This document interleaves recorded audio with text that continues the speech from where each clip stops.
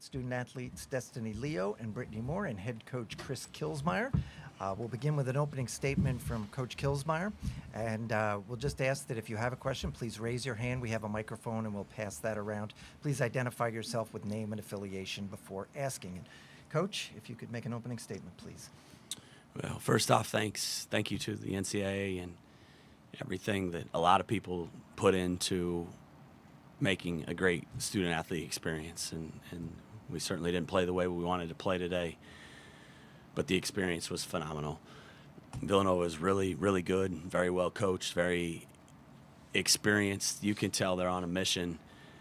My biggest fear about today was getting our players to settle in and really play the way we're capable of playing prior to being down too much where we had to turn it ugly and kind of chase from behind. And we were able to show a lot of fight and toughness in the second half. Very proud of who our players are and showing their character and their fight.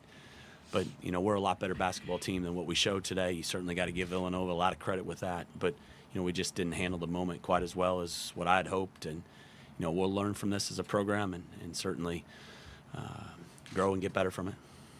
Questions for the student athletes, please. Down in front, Howard. Hi, Howard Megdal, the Next, and Locked On Women's Basketball. Congratulations to you both on the season that you had. Obviously, it was a lot of work to get here, to beat Green Bay, to make it to the NCAA tournament. Now, as you kind of take this forward, I'm wondering what each of you would like to know that you didn't know at the start of this game heading into next year, the next time you go back to the NCAAs. I think I would say something that I would like to know, for next year is just the different type of game it is against, a bigger opponent than we usually play in the Horizon League. It's a quicker game. There's taller athletes. It's just a little bit different than the games we usually play. And Brittany? Well, for me, this is my final year, so there won't be a next time for me. But if I could come back and do it again, I think for me, I'd just like to see the ball going a little more. Thank you both. And we have one right here, Terry. Terry Tui from Delaware County Times. Brittany, they seem to really put a lot of attention on you with Maddie. Did their defense surprise you a little, especially Maddie's defense? Or No, not really. Honestly, I was kind of honored to have Maddie guarding me. I was like, okay, I feel kind of important, But no, it didn't really bother me. I think if anything, just for me, it was just putting the ball in the hole. Really, it was just one of those days. Dan? Dan Gelston, the Associated Press, for either player. Did anything Maddie do to you? I'm sure you watched some tape on her coming into this game, or maybe watched her games this year. Did anything she do surprised you, or can you get a better understanding of what makes her so tough?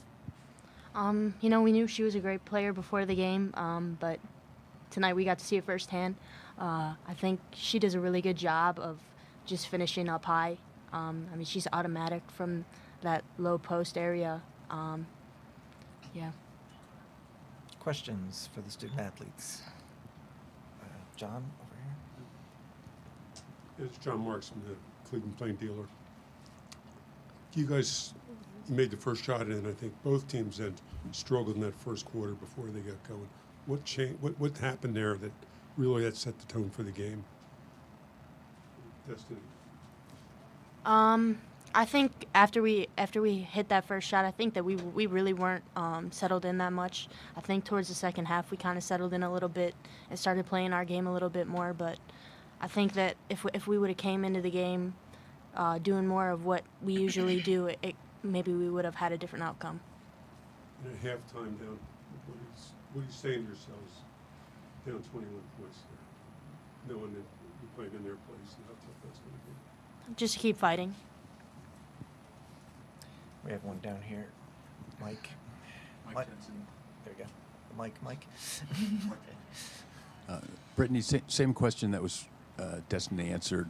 Seeing Maddie in person as opposed to on film, what's different in person?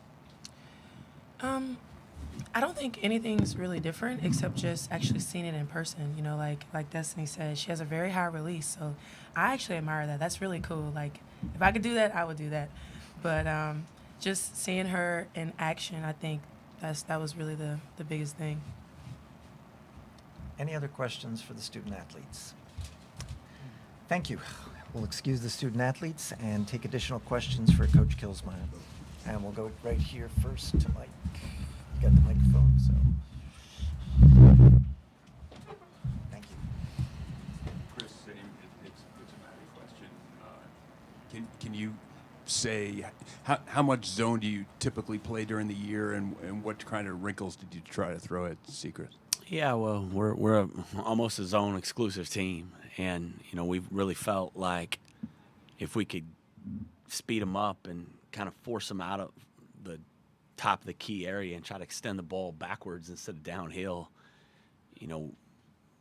we'd be able to defend them. Then they don't see a lot of zone, and so it was really hard to kind of get a high probability of what we were going to see today outside the common sense that Maddie was going to get a lot of shots and score a lot, regardless of how well we defend her if we let her catch the ball a lot. We need to do a better job of keeping her out of space. She was able to get the ball in the mid-post, high-post area a lot more than what we wanted.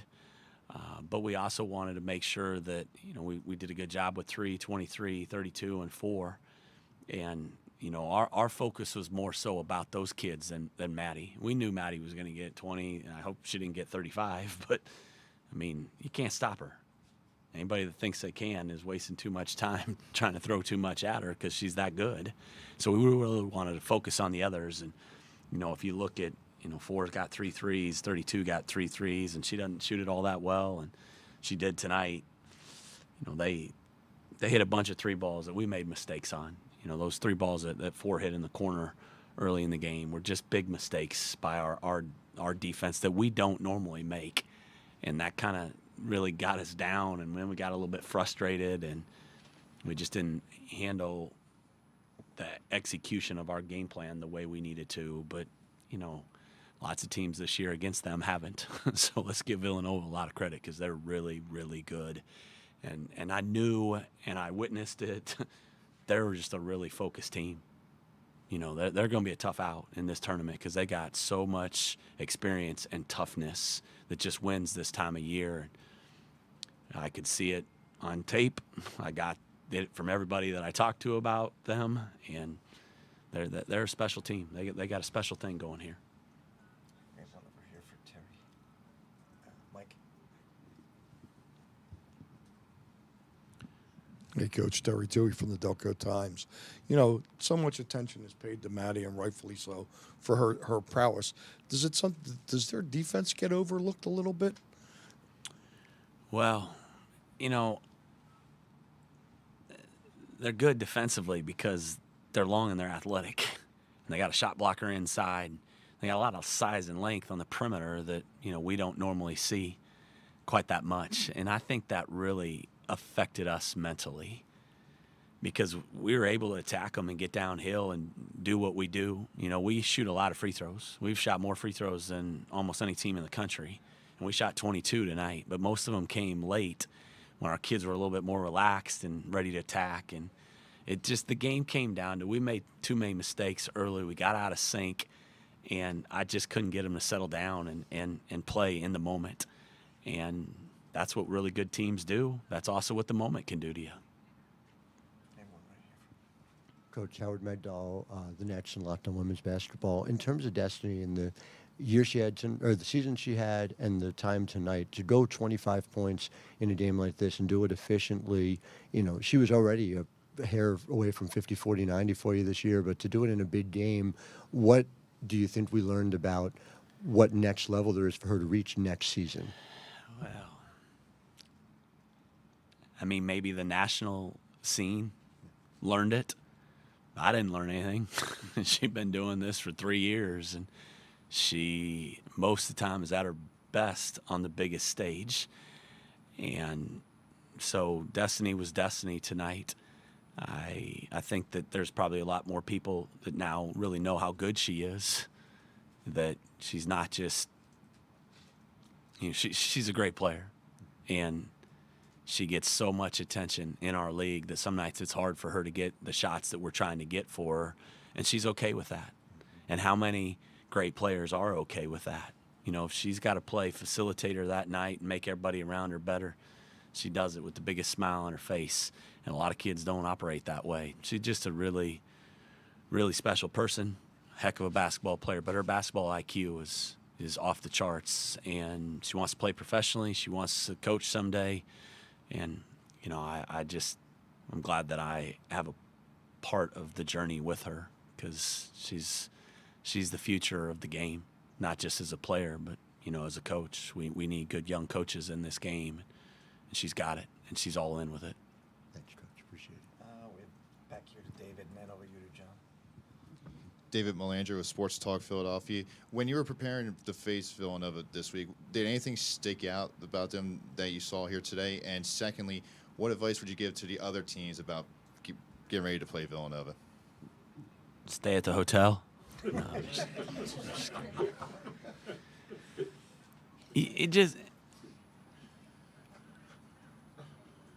you got to handle the moment in college athletics.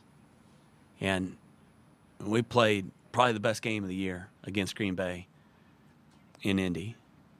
And so relaxed, so confident, so sure of ourselves.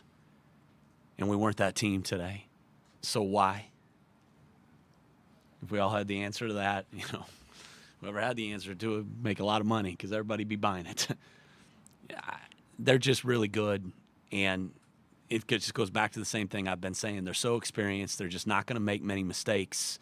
I'm proud about how we turn them over, because they don't turn the ball over at all. And we turned them over 16 times and scored 19 points off that and got free throw line 22 times. That's what we do. And if you had told me we had those stats at the beginning of the game or the beginning of the day, I think, well, we probably won, or at least the game was really, really close. But we just made too many mistakes in that first half, where they got too many shots the way they are comfortable getting shots, and we didn't force them out of that. Mistakes by us, but also great execution by them. Let's give them a lot of credit.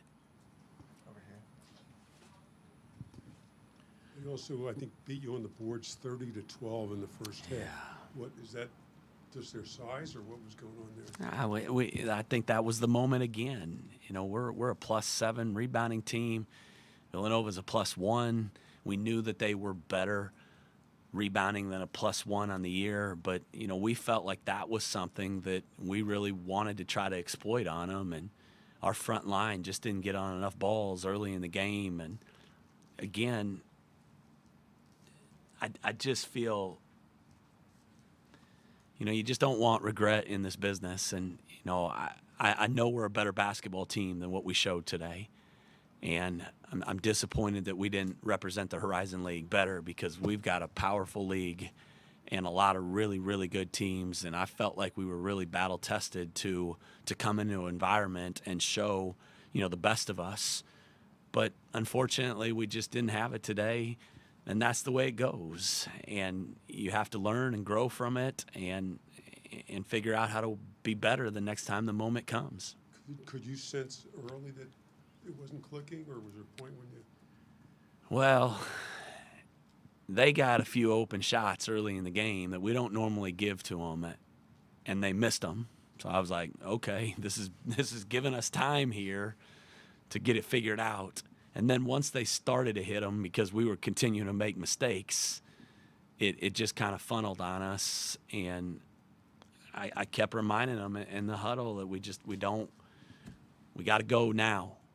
We can't wait. And we just couldn't turn it on when we needed to. I think, you know, you're down and you're coming out of the half, and the whole focus is, okay, let's just fight. That's the only thing we're thinking about, is let's fight. And then you don't think about the outcome. You don't think about everything that you want. And you forget about how to do your job right if you're thinking about the outcome. And that's what we did in the first half. Thank you, Coach.